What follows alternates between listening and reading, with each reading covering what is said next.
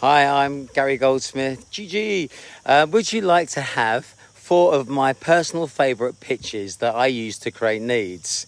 Yay!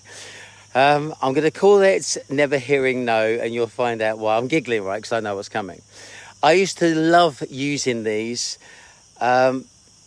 These are my favourite tricks and my favourite pieces to show off, and I don't really get the opportunity to do it as much as I used to anymore. The best I can really do is share them with you, good people. Now, there's loads more where this comes from, but ultimately that's just for RDLC members, mentors and clients of mine. Now, number 1, asking clients with help on something is totally disarming. It's golden, and although it's super counterintuitive, it really works. Imagine calling that one-of-a-kind client who has 0 interest in you and is a full-time blocker. And pitching, I'd really appreciate your help. One thing is personal. That sounds way more ominous than it is, but you'll understand when I talk to you. The second is a business loan, and it's only someone like you I can talk to about this. So it's kind of really important to me. If you were to do this 2 or 3 or 4 times, you will get a response because people are just dead curious. I always used to ask about their career trajectory, how they did what they did, where they are now, what mantras and philosophies they have used, and see if they actually could work for me. Tell them what you're doing. And depending on the vibe, and it does matter on their vibe because some people just aren't up for this, saying that she is a whale internally within the business. They've totally disengendered themselves from us and want to know how they can be so too cool for school when it comes to working with us. And ask for that help, that follow-on help, which is based around building new client solutions. I'm trying to build something brand new. So my investment is understanding your frustration in human capital resource and the solutions processes that you've actually adopted and what might work. So we've yet to work together, which randomly is brilliant time for us to work together. Because once we had worked together, people generally tell me what I want to hear and I make it to their speed dial. And at which point, I'm not going to get an honest feedback. So I desperately need to speak to you. Are you free tomorrow? If you do this well, it's a 100% success rate. And seriously, you will make money every time you take this and you turn it into a meeting. Now, if clients don't pick up or fail to respond or even ghost mid-process, book in a next action. An assumptive approach saying that you wouldn't do this normally, but because it's them and you've been looking at ways to stand out from the other suppliers, you're going to send a contractor who you think is out of this world to be with them at 2 o'clock tomorrow. Please let me know ASAP so I can reschedule if that isn't appropriate. Just remember, this is an action against an invented opportunity. As far as you know it, they do not need any resource. That's how cheeky you're going to be. Now they're going to get on the phone, right? Or I can sense that you're struggling to make time to meet me, to respond to me even.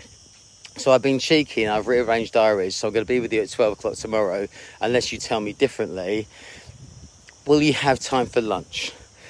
Now this gets response and it often gets a bit of a raise. So people are just a bit angry about the fact that you've done it, which I think is brilliant. And I'm giggling because doing it repeatedly myself, anything that they say to you, they are on the hook. That is a big fish swimming around, flapping, making a big noise. But ultimately, they're going to tire themselves out and they're very, very, very easy to reel in. Now, everyone, we should be good enough to dance around any of the objections that they might say. But remember, I love doing this. If you can dance, this is the place to do it. Number 3. I was telling someone this the other day and we both ended up wetting ourselves and just seeing how funny it was and how far you can take it. I used to make a joke that when I'm with a customer and on the phone, that I can only hear yes even when they say no. So David, I'm on such a great roll and an even better mood. My brain is set on positive mode. Every no you say hits me as an okay, I'm in. A little bit like Dragon's Den, isn't it? Very much like that. Then you have to close off by offering something that is at your own risk. So a trial start on contract, again, without knowing anything about what they might need. It's a genius conversation opener. Scheduling a call with CEOs and saying that it's in the diary. Oh my God, you're going to get a call back so fast. It's cheeky, it's fun, and trust me, deliver with confidence. They will bend to your will and will go a long, long, long way to becoming a business buddy. And they will have those conversations with you based on, do you remember that time when? It is very memorable. The question that falls off the back of that is, are your people salesy enough to do any of this en masse? Number 4. Now, I call it the long con, but there's no con involved in it. It's very direct, actually. So intro, please don't give me vacancies today. Instantly taking away something that you haven't even sold to them.